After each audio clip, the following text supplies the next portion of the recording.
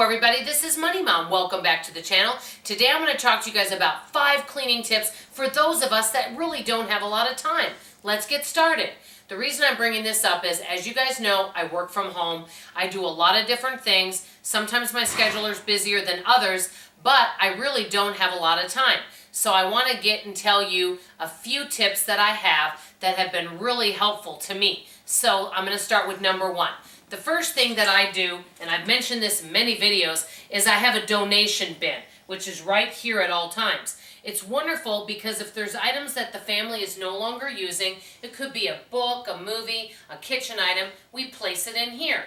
When it's full, then we bring it and donate it. I also have friends look through my donation bin to see if there is anything that they need.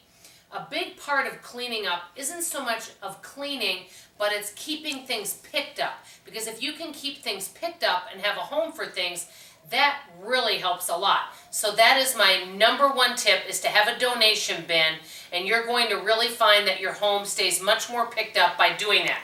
Number 2, pick up and wipe up as you go. An example being, my refrigerator never really needs a deep clean. The reason why is I keep things wiped up and cleaned up as I go. If I see crumbs in there or something sticky, I wipe it up right away. I don't wait until I have time to deep clean and take everything out. Deep cleaning is wonderful, and I feel like it's an important thing to do. But many of us don't have an hour to deep clean a refrigerator. But we can take 5 or 10 minutes and do things. And if we do 5 or 10 minutes of things each and every day, it may minimize the deep cleaning that we would have had to done if we wait. So, if for example, one of the things I also do, which I'm going to add to this, is I like to keep clear surfaces. The more clutter, the more things you have to pick up. I would like to have my home even more decluttered, but an example of this being is I like to keep this clear, so that way if I want, I can go ahead and wipe as I go. Another thing, and I've mentioned this before, is to have a home for everything.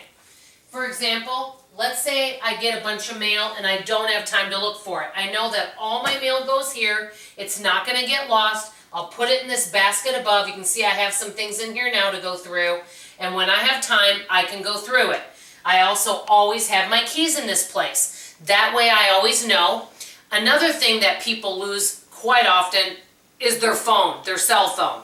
I always have my cell phone and my little money pouch over here in a basket, and I keep it in a corner. So if I come in from a walk or I'm out with a friend, the very first thing I do is I walk in the house, I put my keys here and my phone over here. So it's keeping a home for things, even though it's not a cleaning per se, it definitely helps out. The big thing that I do is I do a little bit each day. I also enlist others to help. Example, yesterday, laundry. And then today, we're wiping down glass, picking up garbage in the yard.